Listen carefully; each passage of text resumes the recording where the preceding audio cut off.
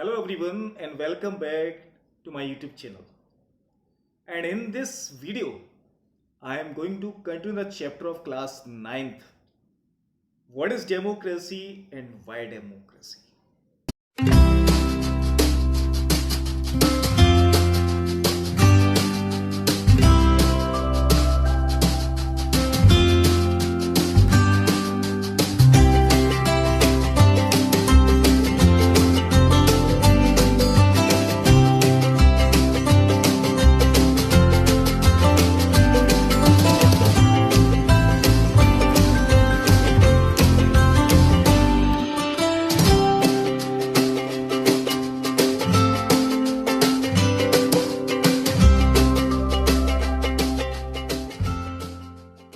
Till now in this chapter, I had discussed about democracy, define of democracy and its parts. Democracy is a form of government in which rulers are elected by the people. This was the define. And after that, I had broken the define in four parts. Form of government, rulers are elected elections by the people. ये मैंने आपको बताया था. बस इसमें एक part रह गया था फॉर्म ऑफ गवर्नमेंट, क्योंकि रूलर्स में मैंने आपको बताया था कि rulers should take decision, final decision. फिर मैंने आपको बताया था कि इलेक्शंस जो है वो फ्री एंड फेयर होने चाहिए, चाइना और मैक्सिको के एग्जांपल देकर. और फिर मैंने आपको बताया था कि पीपुल्स के पास वोटिंग राइट्स कैसे होने चाहिए. बचा था फॉर्म ऑफ गवर्नमेंट. इसे समझाने के लिए मैं चलिए आज आपको एक कहानी में ले चलता हूं, और वो कहानी जो है जिम्बाब्वे की है. जिम्बाब्वे ये कंट्री जो है आज़ाद हुआ था 1980 में फ्रॉम ब्रिटिश रूल. और उसके बाद जब ये आज़ाद हुआ था, यहाँ की एक पार्टी थी जिसने फ्रीडम स्ट्रगल में पार्टिसिपेट किया था. काफ़ी ज़्यादा देश को आज़ाद कराने में उसका बहुत मेन योगदान था. और उस पार्टी के जो हेड थे रॉबर्ट मुगाबे थे. और आज़ादी के बाद ये पार्टी इलेक्शन जीती, क्योंकि नॉर्मल सी बात थी, पॉपुलर पार्टी थी. लेकिन आज तक वो इलेक्शन जीतती आ रही है. ये बात गलत हुई है. यहां कुछ बात समझ में नहीं आई है. ऐसा क्या हुआ? तो रॉबर्ट मुगाबे ने कई सारे काम किए यहां पर गलत.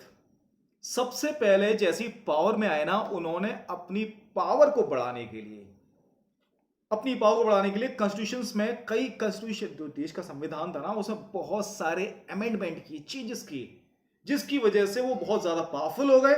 और वो अकाउंटेबल भी नहीं थे कि जो भी करेंगे उसका जवाब जनता को नहीं देंगे वो. इसके साथ साथ यहां पर हर चीज इनके कंट्रोल में आ चुकी थी.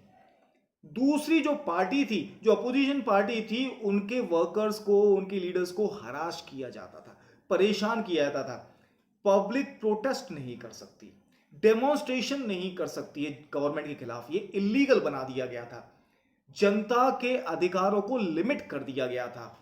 रेडियो टेलीविजन भी केवल वही चीज दिखाएंगी जो गवर्नमेंट कहेगी उनसे दिखाने के लिए, जो रूलिंग गवर्नमेंट है. उस इतना ही नहीं, अगर कोई भी इंडिपेंडेंट राइटर्स होते हैं या न्यूज़पेपर होते हैं, वो गवर्नमेंट के खिलाफ कुछ छाप भी देते थे ना, तो वो टिक नहीं पाते थे मार्केट में. और कई बार देखा गया था कि रॉबर्ट मुगाबे और उसकी पार्टी ने जजेस के डिसीजन को चेंज भी कर दिया था, या उनके डिसीजन को फॉलो नहीं करते थे वो. तो किस बात की डेमोक्रेसी है वहां पर? सारे काम अपने हिसाब से कर रहे हैं, डिक्टेटरशिप बन के बैठे हैं वहां पर. तो इस कहानी से हमें क्या शिक्षा मिली? इस कहानी से हमें यह पता चला कि हर जो चीज पॉपुलर होती है, जरूरी नहीं है कि वो ढंग से ही काम करे. और इससे हमें यह भी समझ में आया कि if we want to look that a country is democratic और not, we also have to look the form of government. And form of government can only be understood when we look the election of that country. Election को देखना है, elections, लेकिन उतना ही important election के साथ साथ कि we should also look what is happening before and after the election. Election से पहले और इलेक्शन के बाद में क्या हो रहा है, वो भी देखना उतना ही जरूरी होता है. अब कैसे जरूरी है? इलेक्शन से पहले अगर एक डेमोक्रेटिक कंट्री होती है, तो वो हर किसी पीपल को इक्वल राइट्स देती है, इक्वल एरिया देती है कि आप भी अपना चुनाव प्रचार करिए, कोई भी रोक टोक नहीं होगी आपको, जैसा आप चाहते हैं वैसा करिए. जनता के पास भी अपने अधिकार होते हैं, यहां पर कोई किसी को हराश नहीं कर सकता है. और साथ के साथ यहाँ पर एक पॉलिटिकल अपोजिशन जो होता है ना, उसके साथ भी कोई भी गलत व्यवहार नहीं किया जाता है। और इसके साथ साथ यहाँ पे बहुत सारी चीजें होती हैं कि जनता के पास अधिकार होने चाहिए फ्री टू थिंक, कि वो अपने ओपिनियन जनता पब्लिक के सामने रख सकें, वो भी अपने एसोसिएशन बना सकें, वो भी प्रोटेस्ट कर सकें, वो भी अपने व्यूज गवर्नमेंट तक पहुंचा सकें। ये सारी चीजें होना जरूरी होती है। इसके साथ साथ एक ऐसा इंस्टीट्यूशन भी होना चाहिए जो ये देख सके कि वाकई में देश की गवर्नमेंट सही काम कर रही नहीं कर रही है, और नहीं कर रही है तो उसे कंट्रोल कर सके, जैसे कि इंडिपेंडेंट जुडिशरी भी होनी चाहिए। ये सारी चीजें इलेक्शन से पहले होनी चाहिए। याद करने का तरीका बता रहा हूं, लिख लेना बीच में इलेक्शंस, एरो बनाना बिफोर, क्या क्या इलेक्शन से पहले होना चाहिए, फिर नीचे एरो बना लिख लेना साइड में आफ्टर एरो बना के कि क्या क्या इलेक्शन के बाद होना चाहिए। तो अब तक मैंने इलेक्शन से पहले की बातें आपको बताई। अब बात करते हैं इलेक्शंस के बाद की। और जब इलेक्शंस कोई पार्टी जीत जाती है तो उसका मतलब ये नहीं पूरा देश के कंट्रोल में आ गया, उससे भी कॉन्स्टिट्यूशन के दायरे में रह के काम करना चाहिए। जो लीडर इलेक्शन जीता है वो नहीं सोचना चाहिए कि मैं अब सबसे पावरफुल हो गया, उसके भी राइट्स होते हैं और वो अपने राइट्स के तहत ही काम करे, वो काम ना करे जो इलीगल है।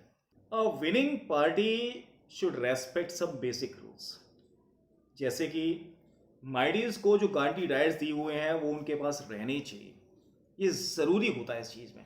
और इसके साथ साथ अगर कोई भी डिसीजन पास होना तो उसे प्रॉपर कंसल्टेशन के साथ या प्रॉपर प्रोसेस के साथ पास करना चाहिए। ये नहीं कि अपने डिसीजंस को हमेशा आगे बढ़ाएंगे वो हम। तो मेरे हिसाब से ये चीज़ें भी ज़रूरी होती हैं। मतलब ruling party should obey the constitution, should obey the law, should obey public rights. Everyone should be equal in the eyes of law, चाहे इलेक्शन से पहले का हो चाहे इलेक्शंस के बाद का हो। और कोई भी ऑफिस किसी भी लीडर को दिया गया है ना, तो वो अपनी पूरी रेस्पॉन्सिबिलिटी के साथ उसमें काम करे।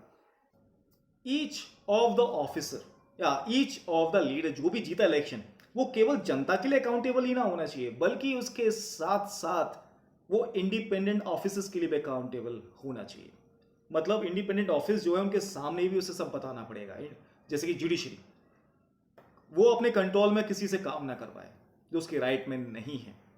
इससे पता चलता है कि एक डेमोक्रेटिक गवर्नमेंट जो होती है वो कॉन्स्टिट्यूशनल दायरे में रहकर ही काम करती है।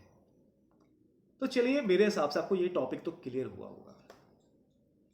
इसके बाद जो हमारा नेक्स्ट टॉपिक है वो है वाई डेमोक्रेसी, क्यों होनी चाहिए democracy.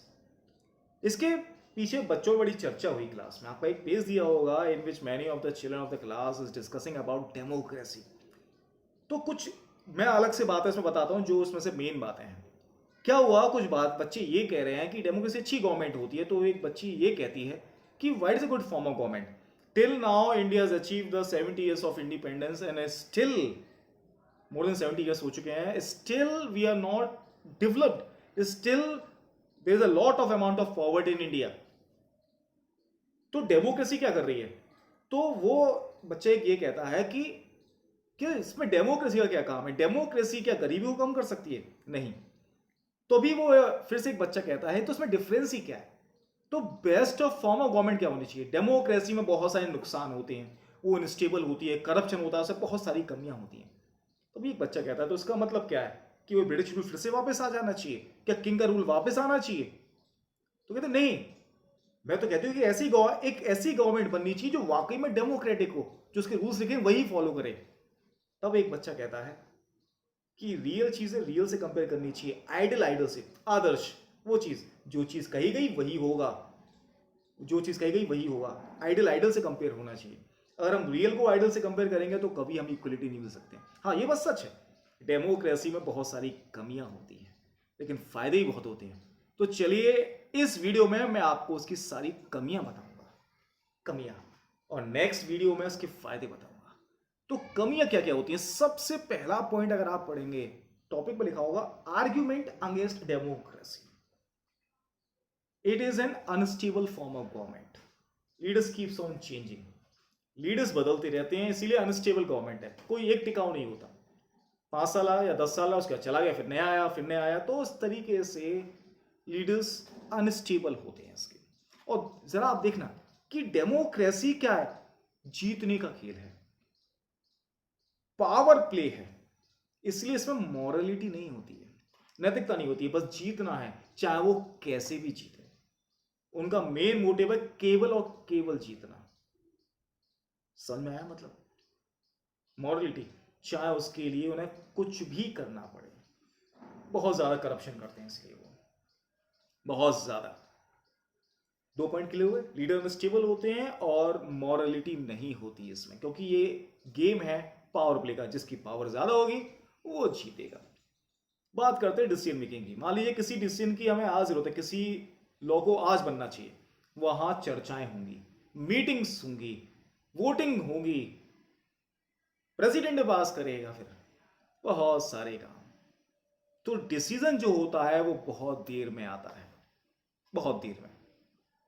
Leaders keeps on changing, leaders change होते हैं, ये मैं आपको बता चुका हूं, लेकिन जो लीडर बनता है क्या वाकई में उसे पता होता है कि जनता का बेनिफिट किस में है? I think so no. क्या किसी लीडर को पता होगा कि बिजली कटौती क्या होती है? उनके लिए तो एक, हमारे लिए तो ये आम बात हो चुकी है, हमें पता होती है कि बिजली कटौती क्या होती है ऐसी गर्मी में। क्या उन्हें पता होता है? उनके यहाँ तो 1 मिनट के लिए बिजली भी नहीं आती है। एक ऐसा वाक्य हो चुका है कि एक बार एक सीएम ऑफिस की बिजली चली गई थी, जिन्हें 3 मिनट के लिए, 4 मिनट के लिए 8 ऑफिसर्स को सस्पेंड कर दिया गया था। यहां तो 8 मिनट की गिनती नहीं होती, आधे घंटे की गिनती भी नहीं करते हम।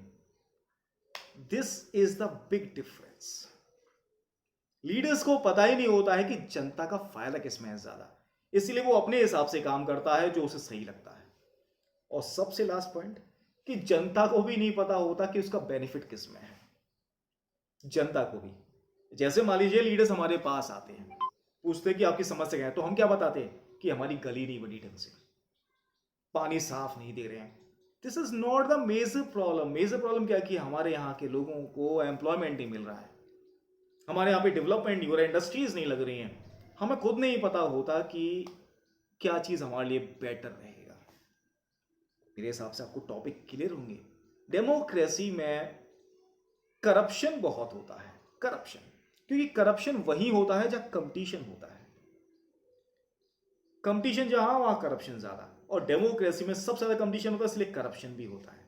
ये इसके क्या है? डिसएडवांटेज। डिसएडवांटेज, पहला डिसएडवांटेज मैंने आपको बताया था अभी, लीडर्स कीप्स ऑन चेंजिंग। फिर मैंने आपको बताया मॉरलिटी के बारे में, फिर डिसीजन मेकिंग के बारे में मैंने आपको बताया था, फिर मैंने आपको बताया था कि लीडर्स को पता ही नहीं होता कि हमारे लिए क्या बेनिफिट में है। 5वें मैंने अपने लिए बात करी थी कि हमें भी नहीं पता होता कि हमें क्या चाहिए। और फिर कंपटीशन होता है तो करप्शन होता है। मेरे हिसाब से आपको आर्गुमेंट्स क्लियर हुए होंगे, ये डेमोक्रेसी में कमियां होती हैं। इस वीडियो में इतना ही होगा, लेकिन नेक्स्ट वीडियो जो है वो आपको इसके फायदे बताएगा, और जब मैं इसके फायदे बताऊंगा ना, तो ये सारी कमियां छुप जाएंगी उसकी। तो नेक्स्ट वीडियो का वेट करिए, तब तक के लिए गुड बाय।